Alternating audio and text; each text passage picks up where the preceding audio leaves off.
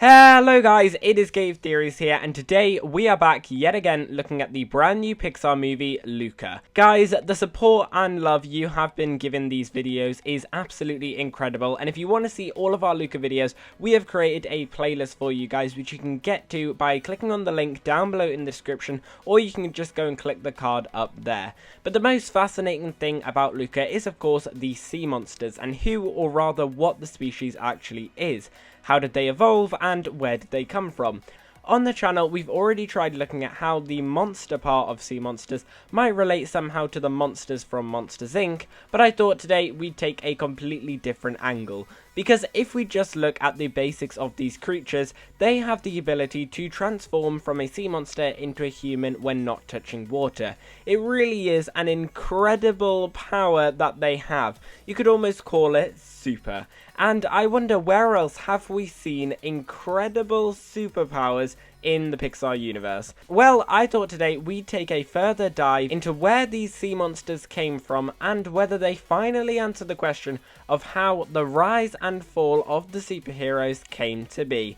But before we go any further, please make sure that you click the red subscribe button down below and have your notifications turned on so that you get notified every time we make any brand new Pixar videos. Firstly, I'm not saying Luca is a superhero as such, but let's just say for now that he has the genetic information to give him powers. We know the super gene, I'm just going to call it, is genetic and can be passed down simply because we have the super kids, Violet, Dash and Jack Jack.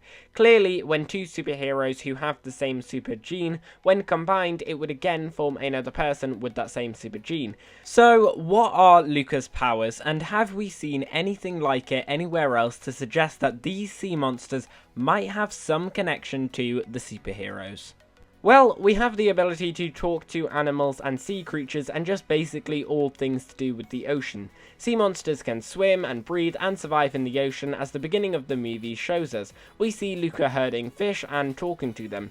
And surprisingly, there is actually a super we know about with this exact ability. Now, the two Incredibles films don't really go much into detail about many other superheroes who aren't main characters, but there is a very long DVD extra on the original Incredibles which sees Rick Dicker going through all of the known superhero files, and one super he talks about is Meta Man. Now, we really don't know much about Meta Man, but we do know he has the ability to talk to aquatic animals, so I'm just going to say that's a connection. The other ability Luca has is being able to transform when on land into a human, and I'm going to say this is the power of imitation, as sea monsters quite literally imitate human beings. And there's also a super who has this power and plenty of others alongside it, and that is baby Jack Jack, who we see in one of the funniest scenes of Incredibles 2 take on the form of Edna mode right in front of her eyes. Honestly, Edna's reaction to this is always some of the best. Oh my god. Yes. So, I think it's safe to say that there are definitely at least some similarities between the sea monsters and the superheroes, and I don't think it's just a coincidence. Coincidence? I think not!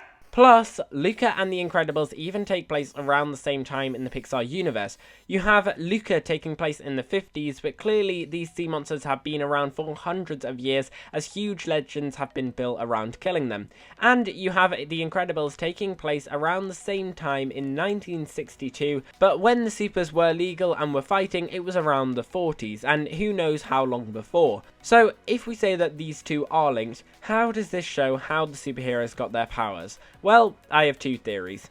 The first and most likely one is down to human greed. Clearly, the human race has known about these sea creatures for many generations, and I think it's safe to say that this species doesn't just exist in a small coastal town in Italy, but rather the whole world. I mean, is it never weird that the only sea monsters we ever see living where Luca is are his family and then Alberto, who he has never met before? You could say it's because the town has killed most of the sea monsters, which some of the reason why there isn't much left will be down to that, but I think it's mainly because the population is a lot more spread out across the world. Maybe even all the way over to North America, where in the USA they have found this incredible, ability that the sea monsters have.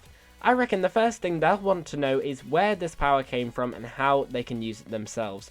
So, the government took these sea creatures and experimented on their unique abilities, and it's not even unheard of in the Pixar universe to see madmen trying to take power for themselves.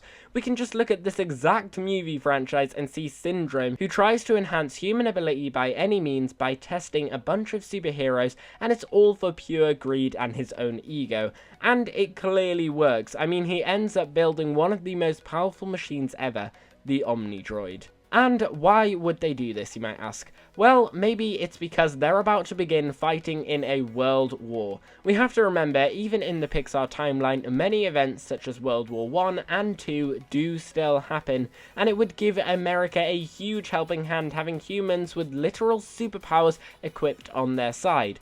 It also explains why after the war people didn't like the superheroes that much. Have you ever noticed how during the 15 years when superheroes were illegal, crime just sort of stopped? Like, beforehand there was disasters left, right and centre, and it looked like the world couldn't survive without any superheroes. Yet suddenly in these 15 years, crime just wasn't really a big deal when the supers were gone.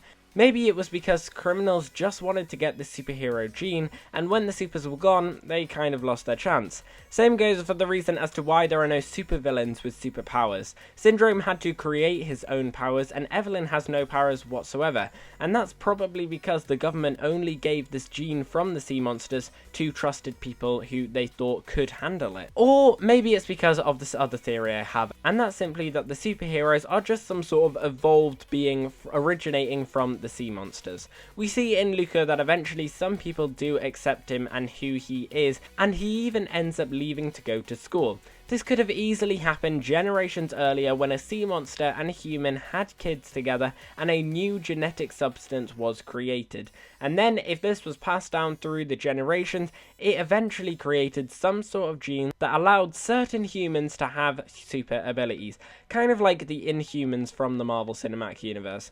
But anyway guys, that is the end of the video. I hope you have enjoyed it. If you have, make sure that you smash that like button down below and subscribe to the channel if you haven't already. Guys, let us know down below in the comments, what do you think of this? Do you think that these sea monsters give us some sort of reason as to how the superheroes existed in the first place? Do you reckon the sea monsters just evolved over time and just formed into the superheroes? Or do you reckon maybe the government took these sea monsters, saw what gave them this ability and tried to give humans it themselves, and that's what created the superheroes in the first place? Whatever you think about it, or if you have any of your own ideas, let me know down below in the comments. And as always, we've been here at Gate of Theories. Thanks for watching, and I'll see you guys later.